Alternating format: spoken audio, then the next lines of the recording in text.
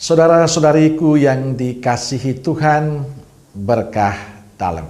Sudah kita memberi senyum hari ini, Senin 31 Juli 2023. Gereja memperingati Santo Ignatius dari Loyola yang seorang imam.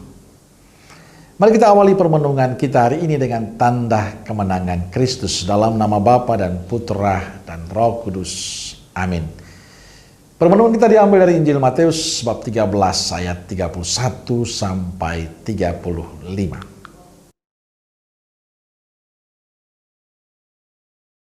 Yesus membentangkan suatu perumpamaan lain lagi kepada mereka.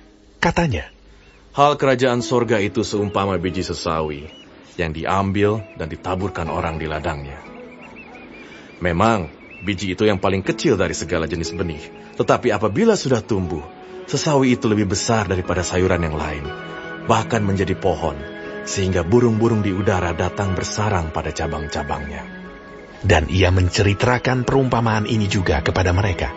Hal kerajaan sorga itu seumpama ragi yang diambil seorang perempuan dan diadukkan ke dalam tepung terigu 3 sukat sampai khamir seluruhnya.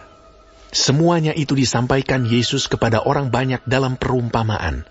Dan tanpa perumpamaan, suatu pun tidak disampaikannya kepada mereka, supaya genaplah firman yang disampaikan oleh Nabi.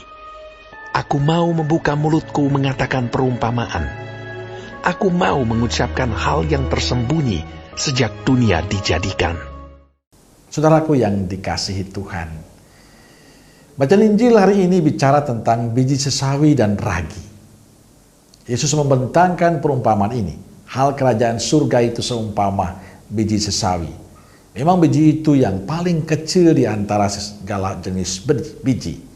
Tetapi apabila sudah tumbuh, sesawi itu lebih besar daripada sayuran lain, bahkan menjadi pohon, sehingga burung-burung di udara datang bersarang di cabang-cabangnya. Lalu Yesus memberikan penjelasan tentang perumpamaan lain, yakni ragi. Hal kerajaan surga itu seumpama ragi yang diambil seseorang wanita dan diadukan ke dalam tepung terigu 3 sukat sampai seluruhnya beragi.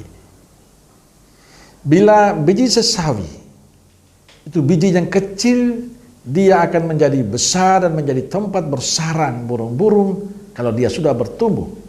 Dan untuk bertumbuh dia butuh proses yang panjang dan lama. Untuk tumbuh dengan baik tentu banyak hal yang diperlukan. Lahan yang baik dan subur.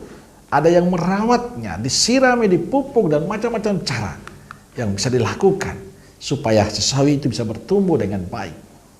Dan itu butuh proses. Demikian juga ragi, juga bahan yang kecil untuk dapat bercampur dengan tepung terigu. Butuh diaduk dengan rata supaya menghasilkan roti. Butuh proses. Kadang tidak hanya diaduk tapi dibanting, diremas-remas, baru menjadi roti yang enak. Jadi apapun itu, baik biji sesawi ataupun ragi, untuk menghasilkan yang baik butuh proses, butuh waktu.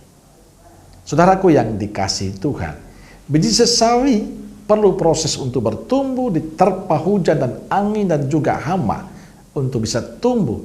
Demikian juga ragi butuh adukan, diremas, dibanting untuk menghasilkan hasil yang baik. Bagaimana dengan hidup beriman kita? Sejak kita dibaptis, sebenarnya kita sudah diajarkan untuk berproses agar kita menjadi orang Katolik yang kuat, yang setia, tekun, dan tahan uji. Orang Katolik yang baik menjadi orang Katolik yang berbuah dalam kehidupan. Di sana kita mengalami banyak tantangan, banyak cobaan, masalah dan persoalan, serta kesulitan dalam hidup. Pertanyaannya adalah, apakah kita bisa bertahan dan setia dalam semua proses itu? Atau kita menyerah? Perlu kita sadari terus-menerus bahwa panggilan hidup beriman kita adalah panggilan menghadirkan kerajaan Allah dalam kehidupan kita setiap hari. Dan itu tidak mudah. Selalu ada tantangan. Banyak sekali tantangan, tapi jangan pernah menyerah. Sebab ada Yesus yang membantu kita. Kita harus terus berjuang untuk memancarkan kasih dan cinta Yesus dalam kehidupan kita. Terus menghasilkan buah kebaikan dalam pelayanan kita. Memang proses itu yang perlu kita lewati. Bila kita setia, rahmat dan berkat Tuhan melimpah untuk kita. Amin. Semoga Allah yang Maha Kasih memberkati saudaraku sekalian, Bapa, Putra, Roh Kudus. Amin. Keluarga Kudus Nazaret, doakanlah kami. Amin. Berkah dalam.